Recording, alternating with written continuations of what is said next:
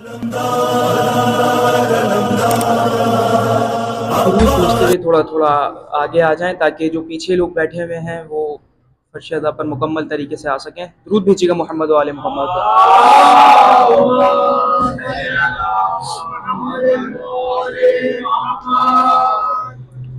اعوذ باللہ من الشیطان اللعین الرجیم. بسم اللہ الرحمن الرحیم. الحمد للہ الذی لا یبلغ مدحتہ القائلون ولا يحصي نعماه العادون ولا يعدي حقه المجتهدون الذي لا يدركه بعد الهمم ولا يناله غوث الفتن الذي ليس لصفته حد محدود ولا نعت موجود ولا أجل معدود ولا وقت ممدود فطر الخلائق بقدرته ونشر الرياح برحمته ثم الصلاة والسلام التحية والإكرام مولانا جد الحسن والحسين بالقاسم محمد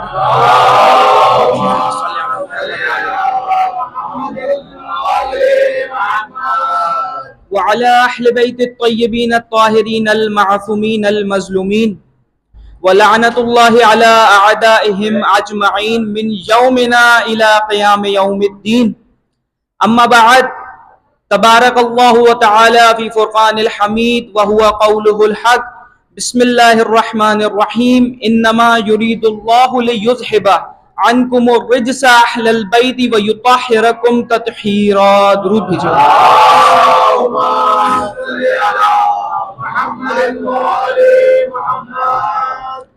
زیارت کے ایک جملے ہیں جو ہم ذات میں پڑھتے ہیں. بسم اللہ الرحمن الرحیم. اللہم ارزقنی شفاعت الحسین یوم الورود وثبت لی قدم صدق عندک مع الحسین واصحاب الحسین الذین بذلوا محجهم دون الحسین علیہ السلام. درود بھیجیے گا محمد و آل محمد.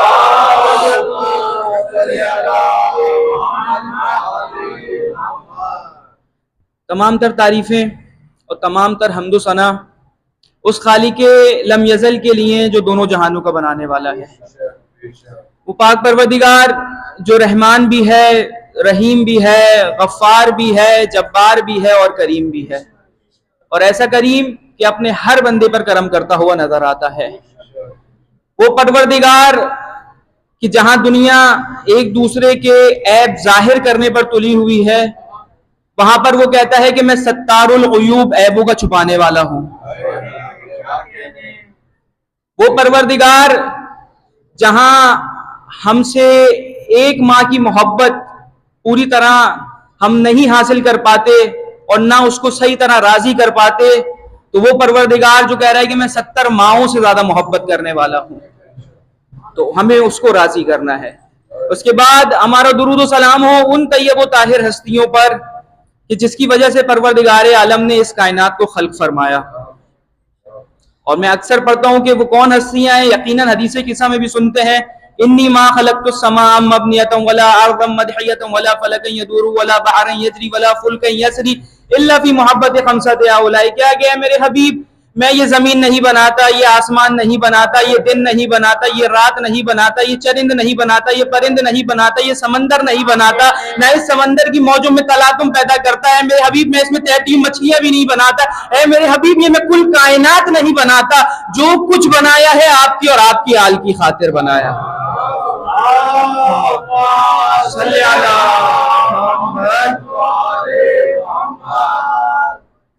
اب جب اس کائنات میں رہنا ہے تو اس کائنات میں رہنے کا حق بھی ادا کرنا ہے.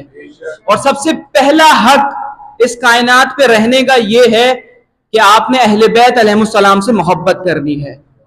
کہ اگر کوئی شخص اہل بیت سے محبت نہیں کرتا اور وہ اس کائنات میں رہ رہا ہے تو وہ قبضے کی جگہ پر رہ رہا ہے. یعنی وہ جگہ ہے جو جگہ اس کے لیے نہیں ہے، وہ اس جگہ کی ملکیت نہیں رکھتا.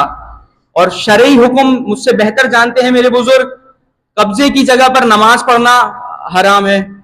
اگر کوئی بھی عبادت آپ کسی اور کی جگہ پر کر رہے ہو اور وہ شخص آپ سے راضی نہیں ہو، توجہ کیجئے گا، اگر آپ کسی اور کی جگہ پر عبادت کر رہے ہو اور اگر وہ شخص آپ سے راضی نہیں ہو تو نہ آپ کی نماز قبول، نہ آپ کا روزہ قبول، نہ آپ کا حج قبول، نہ آپ کا زکوٰۃ قبول، کوئی بھی چیز قبول نہیں ہوگی۔ تو سیدہ جناب فاطمۃ الزہرا ہے اس کائنات کی ملکہ۔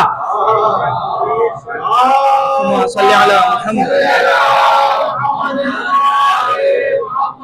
جناب فاطمۃ الزہرا ہے اس کائنات کی ملکہ۔ اب اگر کسی سے جناب سیدہ راضی نہیں، توجہ کیجئے گا، اب اگر کسی سے جناب سیدہ راضی نہیں اور کوئی شخص یہ کہے کہ میں اس کا چاہنے والا ہوں جس سے سیدہ راضی نہیں ہے، تو نہ اس کی نماز قبول ہوگی،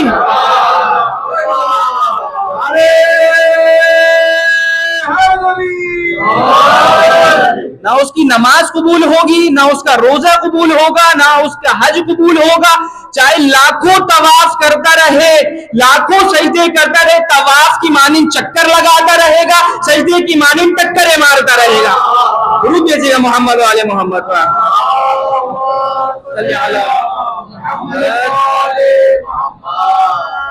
عزیزان گرامی، یہ 6 روزہ جو مجالس کا سلسلہ ہے، اس کا موضوع جو میں نے منتخب کیا ہے وہ ہے شہدائے کربلا اور اصحاب امام زمانہ،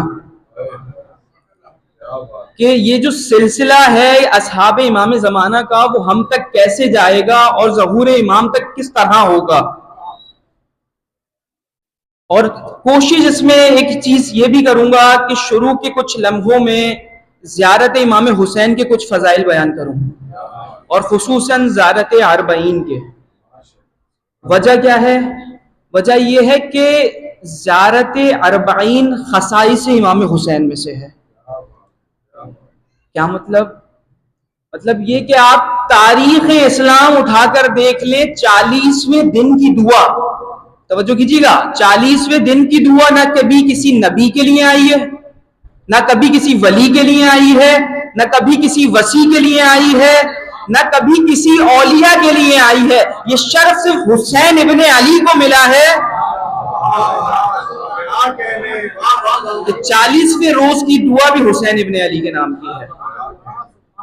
اب اس کا اجر کیا ملا ہے؟ حسین کون ہے؟ اچھا، حسین سے پہلے ابراہیم کو سمجھیے کہ ابراہیم کون ہے۔ بھائی کہا ابراہیم خلیل خدا ہے، کہا مطلب ابراہیم اللہ کے دوست ہیں۔ کہا اچھا ابراہیم نے کیا کیا؟ کہا ابراہیم نے خانہ کعبہ کو بنایا۔ تو کہا ابراہیم خانہ کعبہ کو بنانے والا ہے تو حسین؟ کہا حسین خانہ کعبہ کو بچانے والا ہے۔ ابراہیم خانہ کعبہ کو بنانے والے ہیں، حسین خانہ کعبہ کو بچانے والے ہیں۔ اب اس بچانے کا اجر کیا ملا؟ امام جعفر صادق علیہ السلام کے پاس ایک شخص آتا ہے،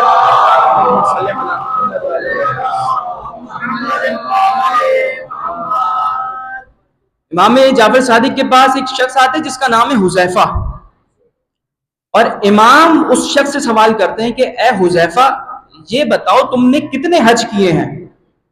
توجہ کیجیے گا، اے حذیفہ یہ بتاؤ تم نے کتنے حج کیے ہیں؟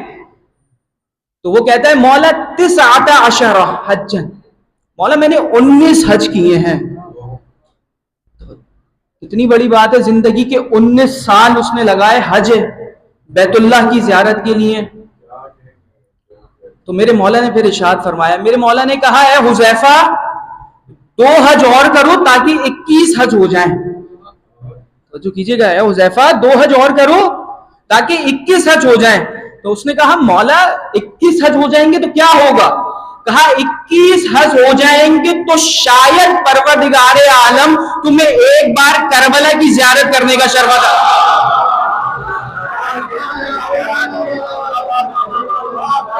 درود بھیجیے گا محمد والے محمد۔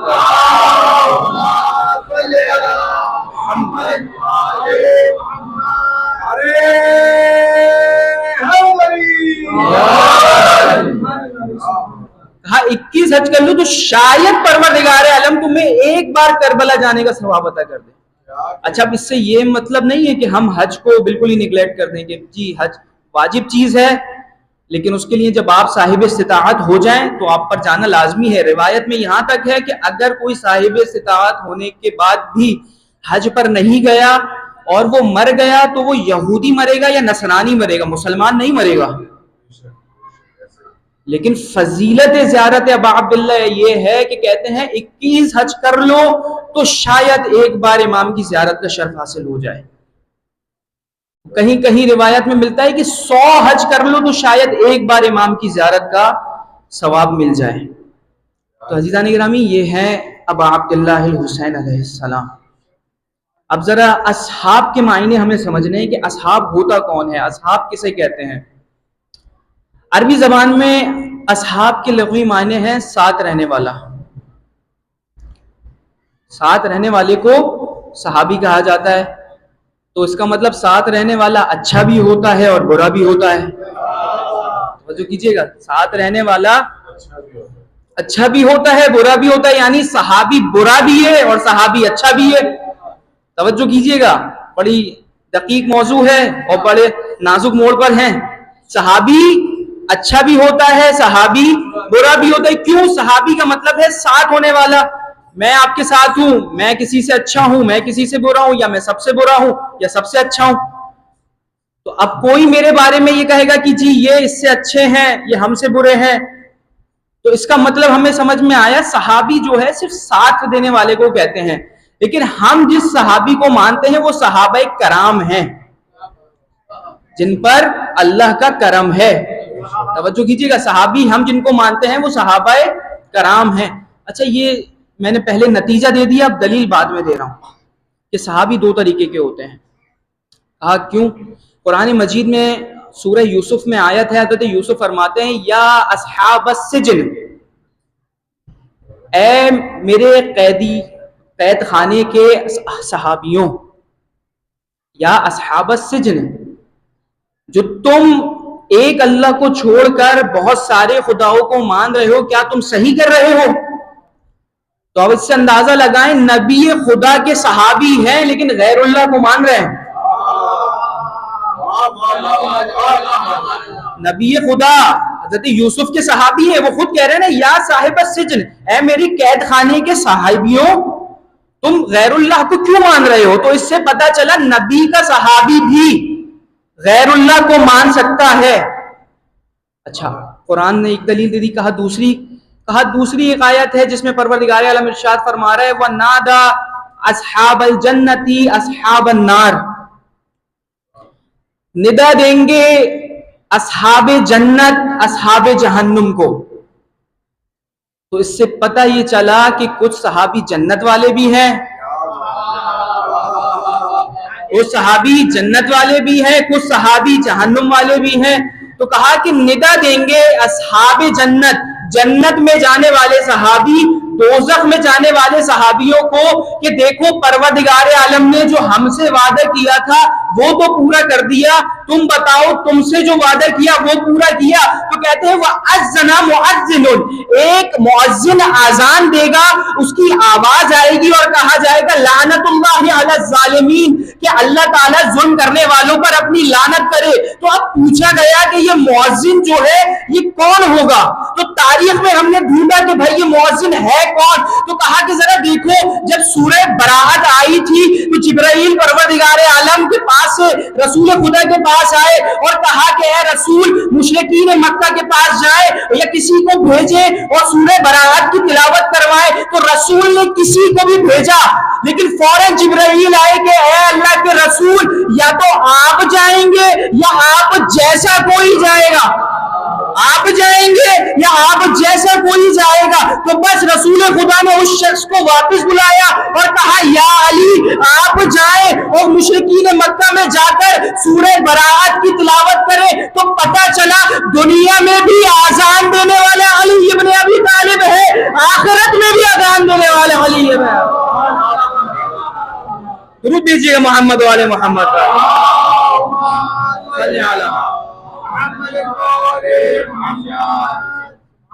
عزیزان گرامی، امام علی نے اپنے فضائل میں اس بات پر فخر محسوس کیا کہ رسول نے مجھے چنا کہ میں گیا اور میں نے جا کے سورہ براءت کی تلاوت کی.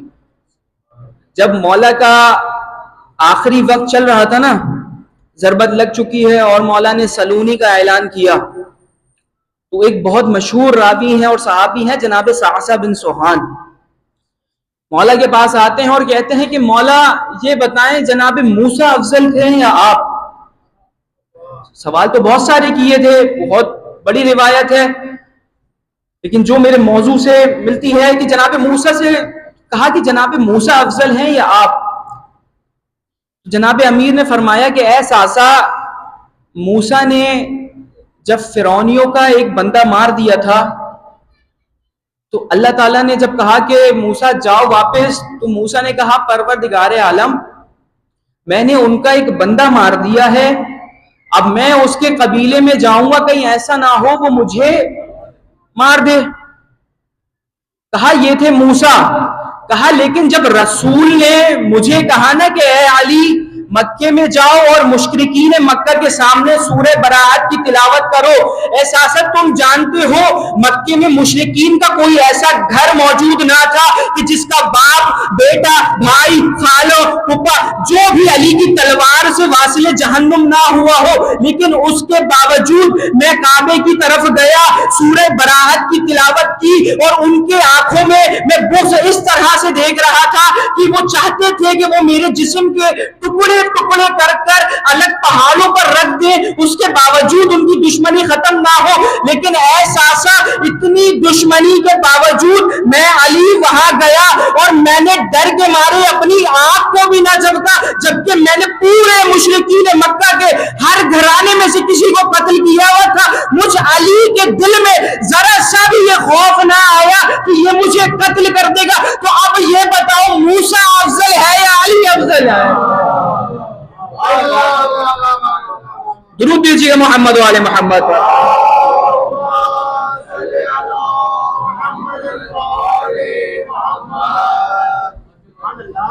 اب یہ بتاؤ کہ کون افضل ہے، تم خود اس بات کا اندازہ لگاؤ۔ کہا کہ مولا یقیناً آپ افضل ہیں۔ اچھا اب بات اصحاب کی چل رہی ہے کہ اصحاب وہ ہوتا ہے جو ساتھ دینے والا اچھا بھی ہوتا ہے اور برا بھی ہوتا ہے، لیکن ہم یہاں اچھوں کا ذکر کریں گے کہ وہ جو اہل بیت کے دین کو مانتے ہوئے ان کی راہ پر چلے، ہم اسے صحابی کہتے ہیں۔ اچھا اب صحابی بھی، ہر صحابی کا ایک جیسا مقام نہیں ہے، صحابی کے بھی الگ الگ مرتبے ہیں نا۔ کہا قرآن مجید میں ہی ارشاد ہے انظر کیف فضلنا بعض علی الناس بعض، کہ کیا تم دیکھتے نہیں ہم نے لوگوں کو بعض پر فضیلت دی ہے۔ پھر اسی قرآن میں آگے جا کے کہا جاتا ہے کہ فضلنا بعض نبی بعضا، کہ کیا تم نہیں دیکھتے کہ ہم نے بعض نبیوں کو دوسرے نبیوں پر فضیلت دی ہے۔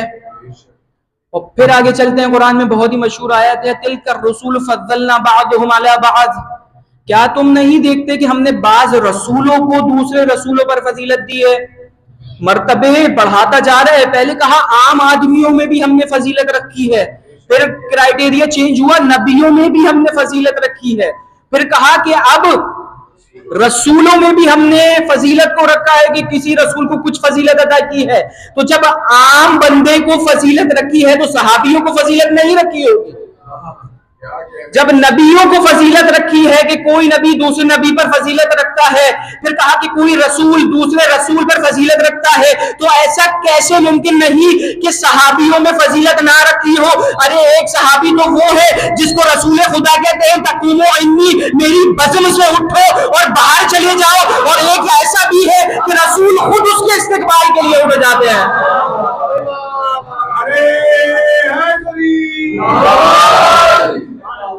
صحابی تو وہ بھی ہے کہ جس کو رسول اپنی بزم سے نکال دیتا ہے، اور کوئی ایسا بھی ہے جس کے استقبال کے لیے خود بڑھ چل کر جاتا ہے اور اپنی جگہ پر بٹھاتا ہے۔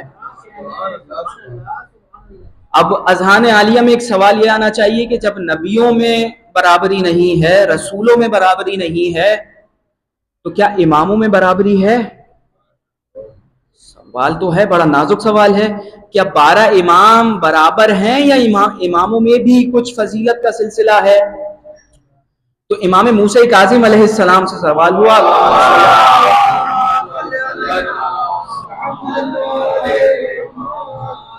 جب امام سے سوال ہوا کہ مولا آپ 12 اماموں میں کیا سلسلہ ہے، تو میرے مولا نے ارشاد فرمایا ہم 12 امام علم میں اور شجاعت میں برابر ہیں.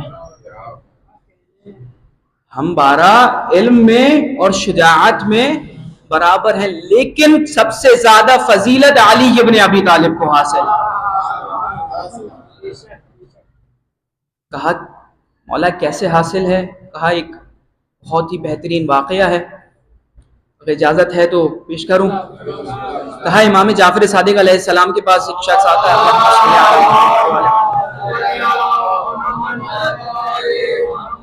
امام کی خدمت میں نجف سے آتا ہے، اور امام کے پاس آ کے کہتا ہے کہ مولا میں نجف سے آیا ہوں اور میں علی کی قبر پر نہیں گیا لیکن آپ سے ملاقات کے لیے آیا ہوں. تو میرے مولا نے کہا کہ تو نے بہت برا کام کیا ہے، تو کیا سمجھ رہا ہے میں تجھ پہ فخر محسوس کروں گا؟ تو نے بہت برا کام کیا ہے، اور اگر تو ہمارا شیعہ نہیں ہوتا میں تجھ سے نظریں بھی نہ ملاتا. یہ بڑے خطرناک جملے ہیں کہ اگر تو ہمارا شیعہ نہیں ہوتا میں تجھ سے نظریں بھی نہیں ملاتا. کہا کیوں؟ کہا تجھے سب سے پہلے علی ابن ابی طالب کے پاس جانا چاہیے تھا. اب کچھ لوگوں کا دماغ یہ ہوتا ہے کہ جی آپ تو زندہ مولا ہیں، آپ تو ہماری آنکھوں کے سامنے موجود ہیں، علی کا تو اب روضہ ہے، میں تو آپ کے پاس ملنے آیا ہوں، علی کا تو اب اتنا مقام نہیں رہا. مولا نے کہا نہیں، پہلے تجھے علی کے پاس جانا چاہیے پھر ہمارے پاس آنا چاہیے. اور پھر مولا نے فرمایا کہ ہم 12 اماموں میں جو فضیلت علی ابن ابی طالب کو حاصل ہے وہ ہم میں سے کسی کو حاصل نہیں ہے. کہا کیوں؟ ابو الائمہ علی ابن ابی طالب علیہ السلام ہے. درود بھیجے گا محمد و آل محمد.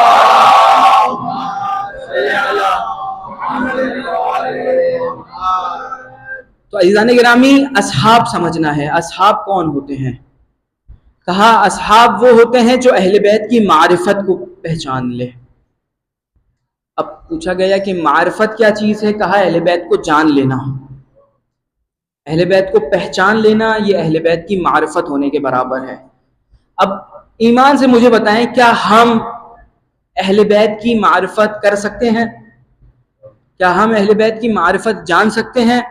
ہماری اتنی اوقات ہی نہیں ہے کہ ہم اہل بیت کی معرفت جان سکیں، پہچان سکیں، لیکن ہم کوشش کر سکتے ہیں کہ مولا اتنی استطاعت نہیں ہے کہ آپ کی معرفت پہچان سکیں، آپ کی معرفت کر سکیں، لیکن کوشش کر سکتے ہیں، کیونکہ ہم نے یہ حدیث سن رکھی ہے مات ولم یعرف امام زمانے ہی ماتا میتۃ جاہلیہ، کہ اگر کوئی اپنے وقت کے امام کی معرفت کے بغیر مر گیا تو اس کا مرنا ایسا ہے کہ وہ جہالت کی موت مرا.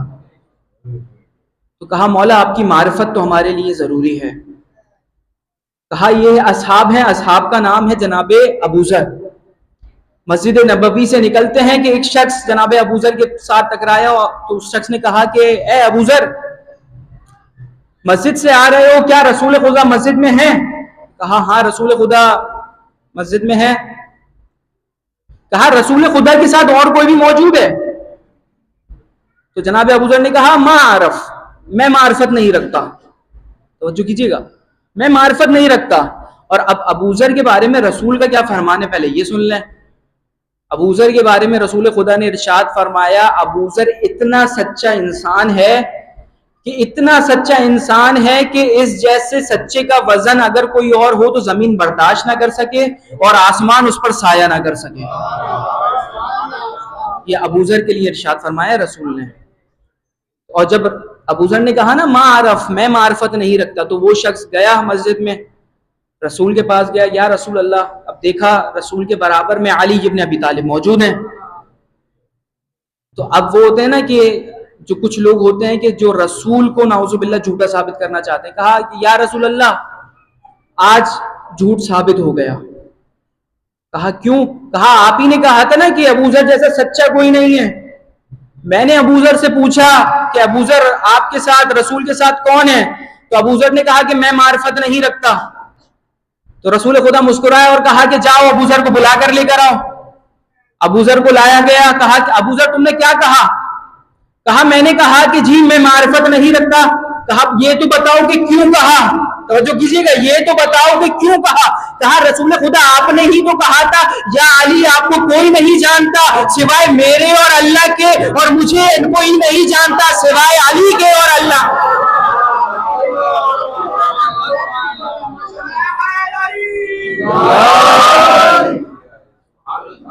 کہا یا رسول خدا آپ نے ہی تو کہا تھا کہ علی کو کوئی نہیں جانتا، علی کی معرفت کوئی نہیں رکھتا سوائے رسول خدا کے اور اللہ کے، اور محمد مصطفیٰ کی کوئی معرفت نہیں رکھتا سوائے علی کے اور اللہ کے۔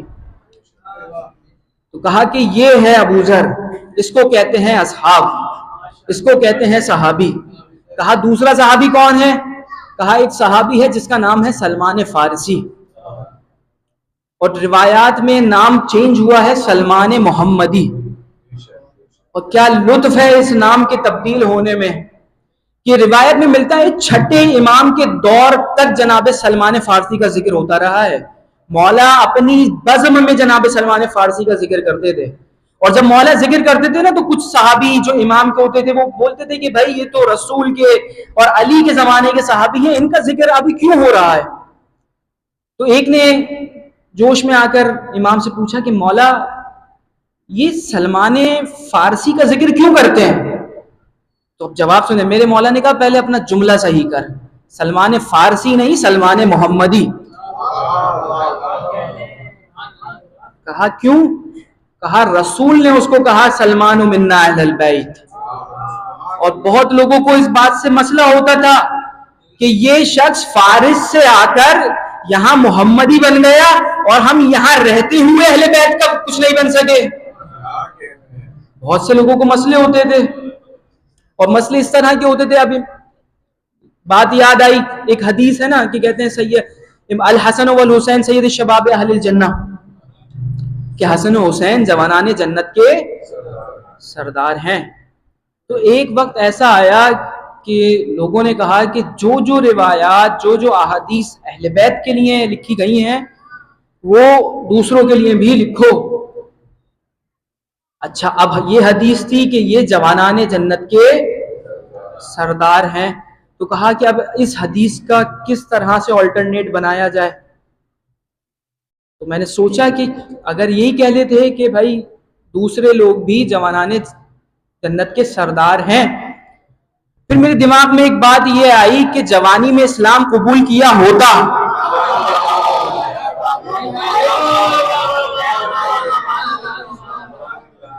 جوانی میں اسلام قبول کیا ہوتا تو جوان جنت کے سردار ہو گئے، تو حدیث بنی کہ یہ بزرگان جنت کے سردار ہیں۔ اچھا حدیث تو بن گئی، بڑی اچھی حدیث بنائی۔ اچھا پھر ایک واقعہ ہماری نظروں سے گزرا کہ ایک عورت رسول خدا کے پاس آئی اور کہا یا رسول اللہ دعا کریں میں جنت میں چلی جاؤں۔ تو رسول خدا نے کہا کہ تو جنت میں نہیں جائے گی۔ تو وہ تھوڑی سی ڈر گئی کہ یا رسول اللہ میں جنت میں کیوں نہیں جاؤں گی؟ کہا کیونکہ تو بوڑھی ہے، جنت میں نہیں جائے گی، تو پریشان۔ تو رسول خدا نے کہا پریشان مت ہو، تو جوان ہو کر جنت میں جائے گی۔ تو اب حدیث گڑھنے والے ان میں اتنی بھی عقل نہیں تھی کہ جنت میں کوئی بوڑھا نہیں جائے گا۔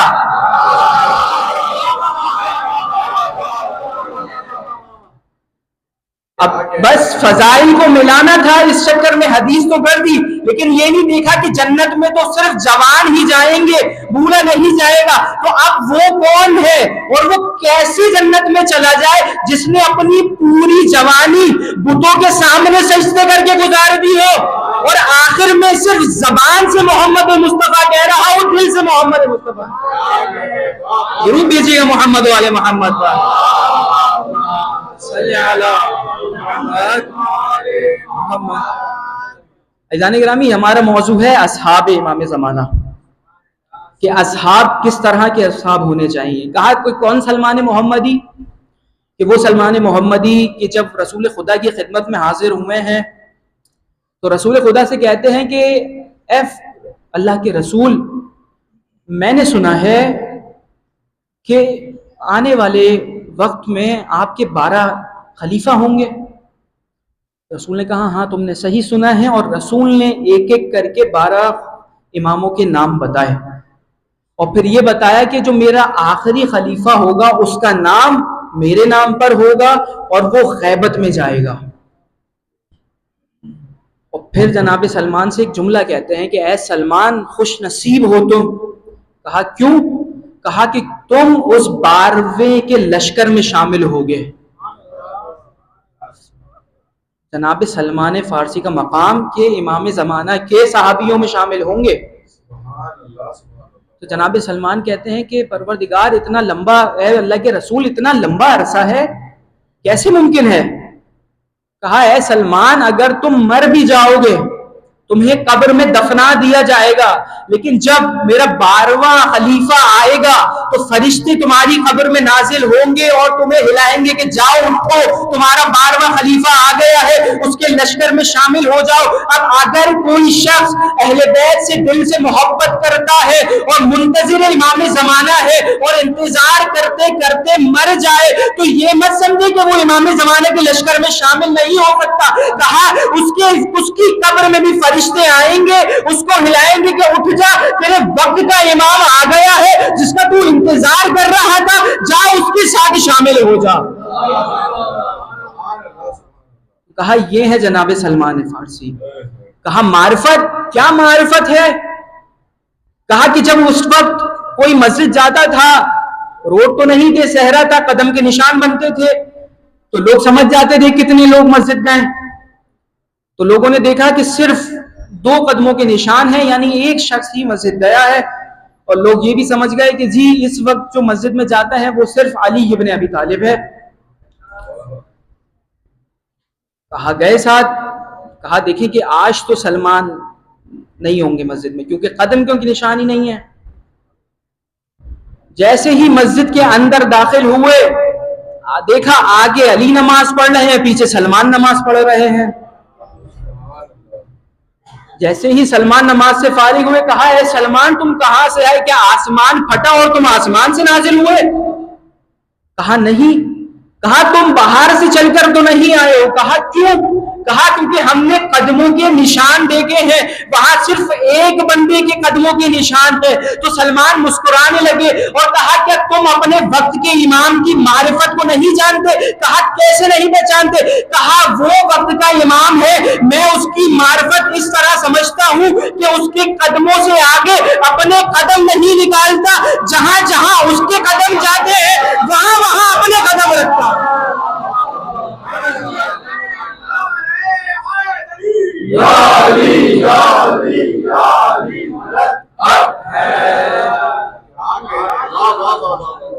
کہا جہاں میرے مولا کے قدم جاتے ہیں سلمان انہی قدموں پر چل کر آتا ہے.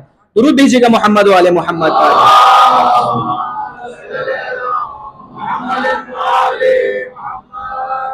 اب جناب کچھ لوگ یہ اعتراض کرتے ہیں جناب یہ جتنے بھی فضائل جو یہ اصحاب ملے ہیں یا جو بھی فضیلتیں ملے ہیں یہ بس یہ کہہ لیں کہ جی اللہ کی بس مل گئی، کہ جناب امام علی کو اللہ تعالیٰ نے ولایت عطا کر دی، امام علی علیہ السلام کو اللہ تعالیٰ نے جناب فاطمہ کا شوہر منتخب کر دیا. کہا یہ بس ایک توقعاً بات ہو گئی ورنہ کوئی خاص بات نہیں ہے. لوگ تو اتنا بھی کہتے ہیں کہ جناب بغض میں اتنے آگے بڑھ چکے ہیں کہ کہتے ہیں جناب امیر کی ولادت بھی کربلا میں نہیں، وہ خانہ کعبہ میں نہیں ہوئی، بغض میں.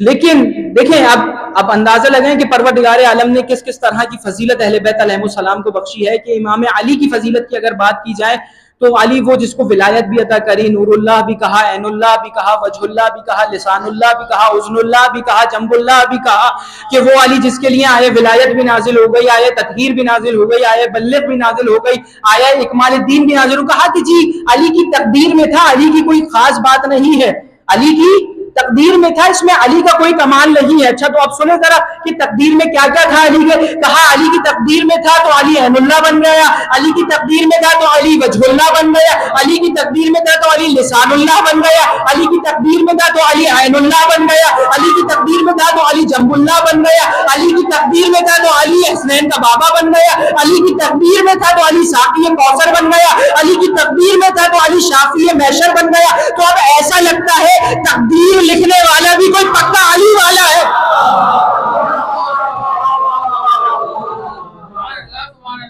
تو مطلب یہی ہوا کہ تقدیر لکھنے والا بھی کوئی پکا علی سے محبت کرنے والا ہے. اب ہم سے نہیں، اگر سوال اٹھانا ہے تو اللہ پر جا کر اٹھاؤ کہ اللہ نے کیوں علی کو اتنے فضائل عطا کیے. کہا اگر سوال اٹھانا ہے تو ہم سے نہیں کرو سوال، اگر ہم سے فضائل کے بارے میں پوچھو گے تو ہم تمہیں بتائیں گے کہ علی کون ہے. اور وہ جو علی کے راستے پر آ جائے ان کا مقام بلند ہو جاتا ہے. لوگ قنبر و مقدار سلمان کے برابر نہیں آ سکے تو علی کا کیا مقابلہ کریں گے. درود بھیجیے گا محمد والے محمد.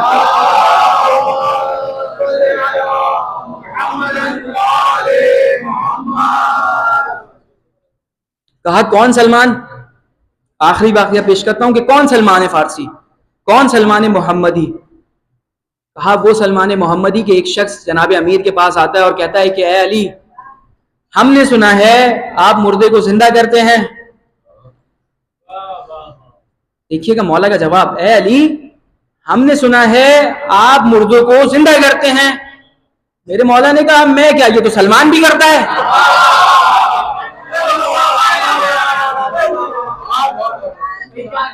میں کیا، یہ تو سلمان بھی کرتا ہے. اچھا وہ دوڑتا دوڑتا سلمان کے پاس پہنچ گیا. اے سلمان، ہم نے سنا ہے تم مردے کو زندہ کرتے ہو. اب سلمان تھوڑے سے گھبرایا اور کہا کہ یہ بتا تجھے کس نے کہا. اے سلمان، ہم نے سنا ہے تم مردے کو زندہ کرتے ہو. سلمان نے کہا کہ یہ بتائے کس نے کہا. کہا ہمیں علی نے کہا ہے. اب سلمان کا جواب دیکھیں. سلمان نے کہا علی نے کہا ہے تو میں کرتا ہوں گا. یہ ہے معرفت. علی نے کہا ہے تو میں کرتا ہوں گا. کہا کرتے ہو تو چلو میرے ساتھ. کہا قبرستان میں لے گئے علی کو، جناب سلمان کو. جناب سلمان نے کہا، اب جناب سلمان فل کانفیڈنٹ میں آ گئے کہ بھائی جناب امیر نے اتھارٹی دے دی ہے مجھے، اب تو جس قبر پہ مجھ سے ٹھوکر لگوا لے میں اٹھا کے دکھاؤں گا.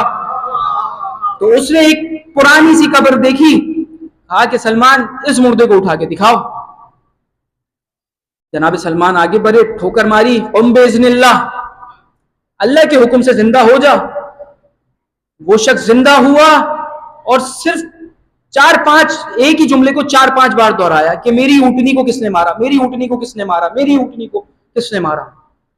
اچھا پہلے تو وہ جو شخص ساتھ گیا تھا اس کو مردہ جیسے ہی زندہ ہوا وہ وہیں پر ڈر گیا، اور پھر جب یہ جملے سنے کہ میری اونٹنی کو کس نے مارا، کس نے قتل کیا، تو وہ اور ڈر گیا. کہا کہ اے سلمان یہ کیا ماجرا ہے، یہ کیوں بار بار یہ دہرا رہا ہے. تو جناب سلمان مسکرائے اور کہا کہ جب یہ وقت نزا پہ تھا، جب اس کی ایسی حالت تھی کہ اس کی جان بس نکلنے والی تھی، یعنی اپنی آخری سانسیں لے رہا تھا، تو اس کی اونٹنی کو کسی نے قتل کر دیا تھا. تو یہ اس کی زبان پر یہ جملے جاری تھے کہ میری اونٹنی کو کس نے قتل کیا، میری اونٹنی کو کس نے قتل کیا، اور وہ یہ کہتے کہتے مر گیا. اس لیے جب یہ اٹھا ہے تو اس کی زبان پر وہی چیز، وہی جملے آ رہے ہیں کہ میری اونٹنی کو کس نے مارا، میری اونٹنی کو کس نے قتل کیا. تو اب اس سے ہمیں کیا سبق ملا، توجہ سے سنیے گا. اب اگر کوئی ہمیں یہ کہے کہ تم علی علی کیوں کرتے ہو، اب اگر کوئی ہمیں کہے کہ تم علی علی کیوں کرتے ہو، اور ہماری تو خواہش بھی یہی ہے کہ ہم علی علی کرتے کرتے مر جائیں. کیوں؟ کیونکہ اگر ہمیں پھر اٹھایا جائے گا تو کم از کم ہم علی علی کہہ کر تو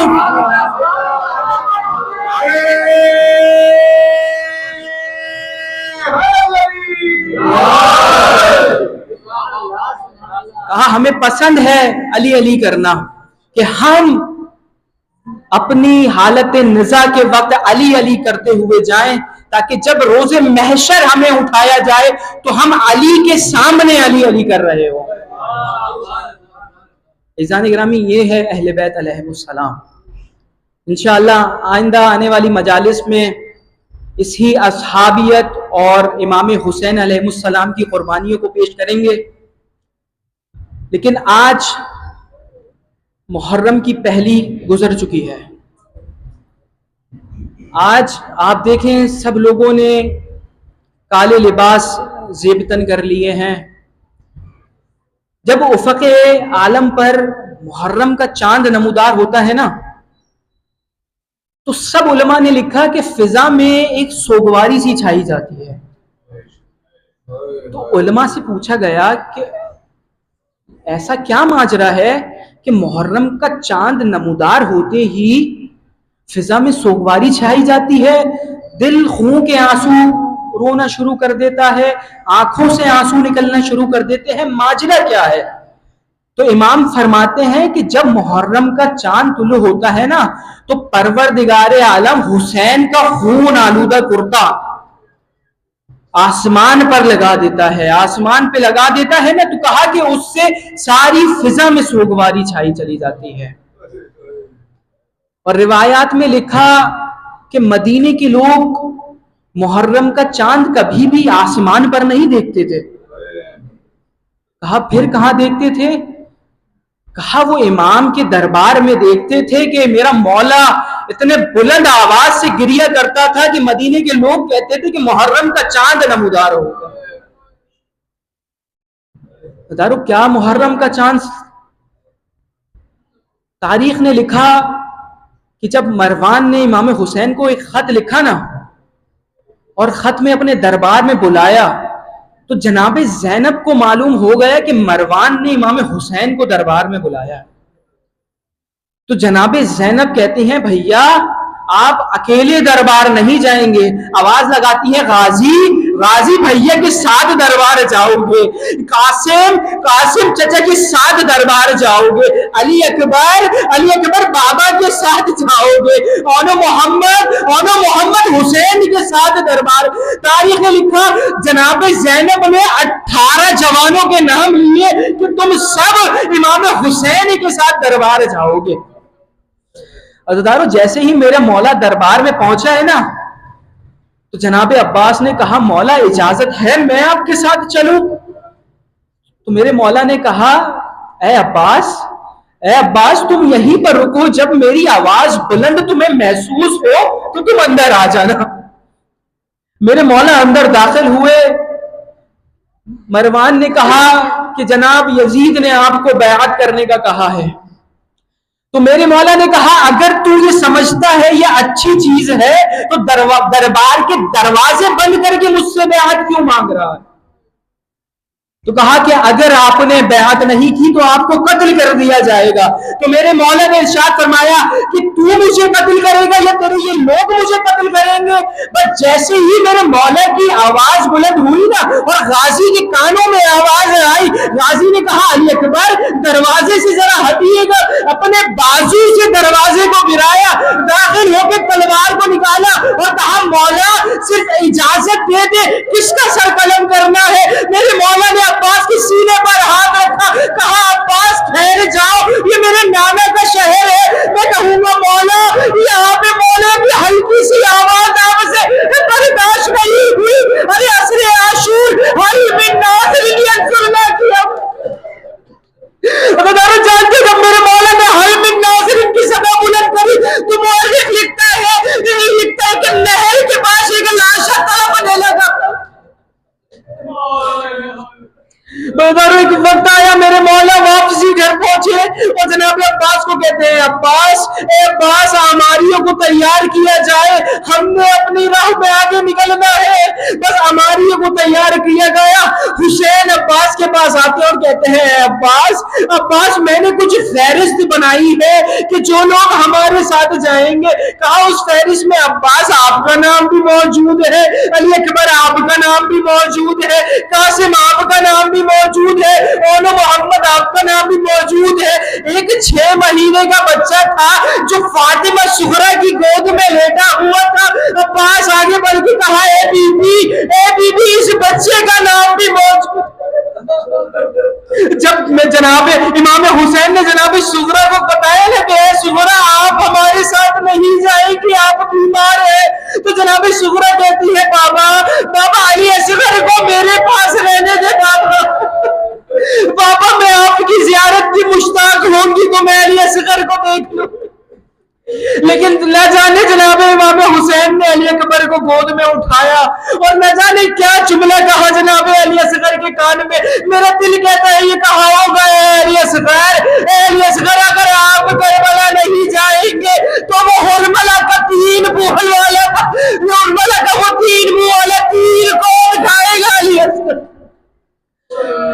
داروں ایک وقت آیا کہ ہماری یہ تیار ہو گئی. جناب امام حسین نے کہا کہ بیویوں کو سوار کرایا جائے. آواز آئی کہ جناب ام ربابہ آ رہی ہے, جناب ام لیلا آ رہی ہے. تو جناب امام حسین نے کہا علی اکبر جا کے ماں کو سوار کراؤ. پھر کہا جناب ام فرما آ رہی, کہا قاسم جاؤ ماں کو سوار کراؤ. پھر کہا علی کی بیٹی ام کلثوم آ رہی ہے.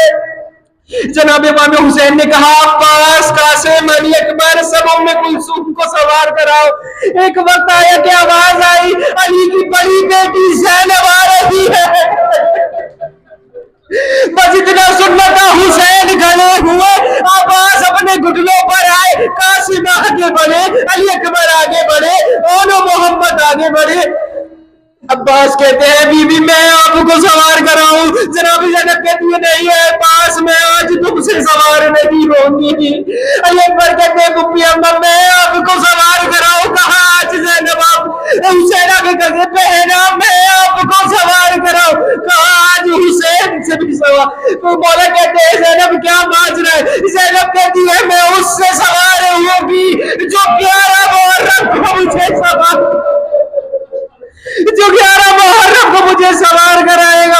بس اتنا سننا تھا. میرا مولا کہتے ہیں میرا بیمار بیٹا سید سجاد آ کر پھوپھی اما کو سوار کراؤ.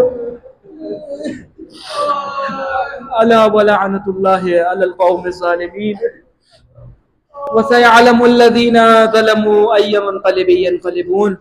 بار الہ ہماری اس عبادت کو اپنی بارگاہ میں قبول و مقبول فرما. بار الہ ان آنسوؤں کے عوض ہمارے تمام گناہ کبیرہ و صغیرہ کو معاف فرما. ہماری تمام عبادت کو قبولیت کی منزلت پر پہنچا. تمام شیان حیدر کرار کی حفاظت فرما. تمام مقدس مقامات کی حفاظت فرما. پروردگار ہم سب کو 14 معصومین علیہ السلام بیت اللہ کی زیارت کرنے کا شرف حاصل فرما. پروردگار جو کربلا جانے کے مشتاق ہیں ان کو 10 محرم عاشورہ کو کربلا, اور اگر ناممکن ہو تو 40 پر ضرور بس ضرور امام کے روضے کی زیارت نصیب فرما. امام زمانہ کے ظہور میں تعجیل فرما. ربنا تقبل منا انک انت السمیع العلیم برحمتک یا ارحم